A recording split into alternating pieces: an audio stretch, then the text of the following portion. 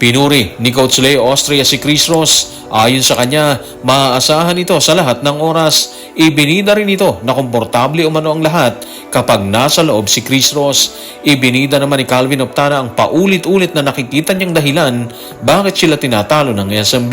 Dagdag niya, kailangan umano nilang magawa ng paraan ng nasabing problema.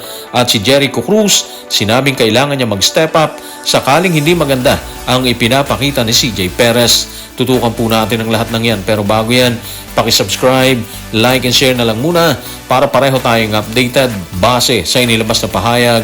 Muling sasandalan ni Coach Leo Austria ang hindi na bumabata pero mas tumitigas sa bakbakan na si Chris Ross. Sa kanyang huling pahayag, ibinida nito na komportable ang mga kasamang player ni Chris Ross habang nasa loob ito ng court. Binanggit din niya na palagi itong maaasahan sa bawat kampyonato. Narito ang kanyang pahayag. Tutukan natin si Coach Leo sa report ni Jonas Tirado ng Inquirer. Alam ko sa bawat kampyonato lagi siyang maaasahan at nakita natin yun sa Game 2. Nandun ang kanyang leadership, mahusay siya magpasa ng bola at komportable yung mga manlalaro kapag nasa court na siya. Siguro lahat naman tayo mag-agree kay Coach Leo, di ba? Andun talaga si Chris Ross eh. Hindi siya nawawala sa linya, di ba? Mula nung semifinals, kalaban ng Ginebra, pinatunayan niya na talaga na kalabaw lang yung tumatanda doon. Sa edad niyang 40, parang hindi natin nakikita sa kanya yun eh.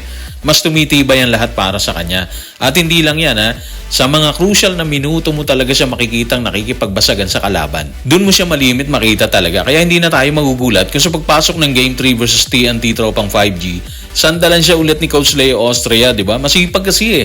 Hindi natin sinabing tamad yung iba, walang ganun. Pero ang tindi talaga ng hassle ni Chris Ross sa ilang laban na nasaksihan na natin, lalo na yung sa Barangay Ginebra, di ba? May leadership si Chris Ross at bukod dyan, alam niya yung dapat niyang gawin sa dulo ng bakbakan. Wala sa kanya yung intimidation eh. Parang hindi uso sa kanya yun.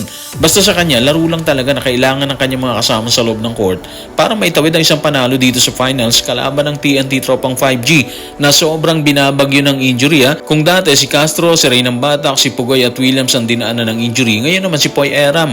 Base sa pahayag ni Coach Jolas, posibleng hindi makapaglaro si Eram sa Game 3 Ibig sabihin, mas magiging mabigat ang laban ng grupo ni Coach Chot Reyes habang siguradong sasamantalahin ng SMB ang ganong sitwasyon. Habang puro papuri ang ibinabato ni Coach Leo kay Chris Ross, tinukoy naman ang sharpshooter ng TNT Tropang 5G na si Calvin Optana ang naging problema nila sa mga nagdaang bakbakan, dahilan para matalo sila ng SMB. Ayon sa kanya, kailangang maayos ng kanilang hanay ang nasabing problema, kasabay ng tila hamon na kailangan umanong mag-step up ng lahat sa kanilang hanay. Narito ang kanyang paglalahad. Tutukan natin si Calvin Optana sa report ni Olmin Leiba ng Philstar. Problema talaga yung turnovers. Kailangan ma-handle ng guards namin yung pressure nung kabila, di ba? Pero kailangan lahat mag-step up. Learn from every game and hopefully, yung mga mali namin nung past 2 games, sa Game 3 maitama na namin. Kasi yung mga mali namin nung Game 1, yun pa rin ang mali namin sa Game 2. Sakto yung sinabi ni Calvin, di ba? Yung turnovers nila yung kumakatay sa kanila sa dulo ng bakbakan At katulad ng nakita nating lahat si Chris Ross ang malimit na salarin po doon. Siya yung kumakatay sa TNT Tropang 5G sa dulo ng bakbakan. Iba yung bilis niya Akala ng TNT hindi nakakayaning maagaw ni Chris Ross yung bola. Pero bigla-bigla andun kaagad siya. So ito talaga yung dapat nilang gawa ng paraan. Kung hindi nila masusolusyonan yun, dudo tayo kung kakayanin nilang lampasan ng SMB. Kompleto ang SMB di katulad ng TNT. Kaya dapat mas maging maingat ang grupo ni Coach Chot sa pag-handle ng bola. Bukod dyan, kakailanganin din nila ang matutulis na birada sa labas nung huling labang kasi. Hindi na pumapasok ang mga birada ni Calvin Optana sa labas, di ba? Ganon din si RR Pugoy. Nalimitahan talaga sila doon. Tapos yung big man nila na si BGR, si Kelly Williams, check na check ng SMB. Hindi rin sigurado si Poy Eram dahil sa injury na nakuha niya nung Game 2. So adjustment talagang kakailanganin ng grupo ni Coach Chot Reyes sa Game 3 kung gusto nilang makaungo sa SMB. Kailangan din nilang alisin ang taga sa dibdib Like si Arwela, dinaga siya sa isang simpleng layup. Pero nangyayari naman talaga yung ganun Kung tila may hamon si Calvin Optana sa kanyang kapwa player sa TNT, ibinahagi naman ni Jericho Cruz ang kanyang saloobin tungkol sa panalong itinala nila versus TNT Tropang 5G.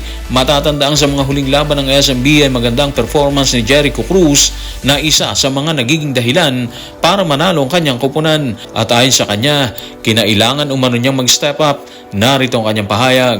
Tutukan natin si Jericho Cruz sa report ni John Ballesteros ng One Sports. Bilang veterano sa team namin, pag si CJ masama ang laro, kailangan isa sa amin na mag-step up. Siyempre ako yung backup ni CJ eh. Kapag nakikita kong medyo pangit na laro niya, kailangan kong mag-step up sa game. Kapag maganda ang laro niya, siya lang muna maglalaro. As a veteran, kailangan kong mag-step up para sa team. So hindi naman talaga may kakaila na ang laki ng participation ni Jericho Cruz eh. Ang laki ng ambag niya sa bawat panalo ng SMB.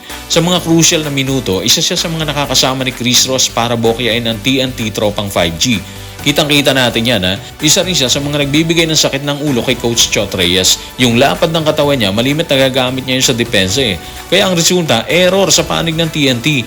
Anyway, mamayang gabi makikita natin kung sino ang kukuha ng Game 3. Nasa SMB na yung momentum. Hindi na sila frustrated. Parang tingin natin, nalampasan na nila yun eh. Nakatulog na sila ng mahimbing matapos manalo sa Game 2. Kaya asahan na siguro natin na isang inspiradong SMB sa pagpasok nila sa Game 3. At delikado yan sa hanay ni Coach Chot Reyes. So guys, maraming salamat.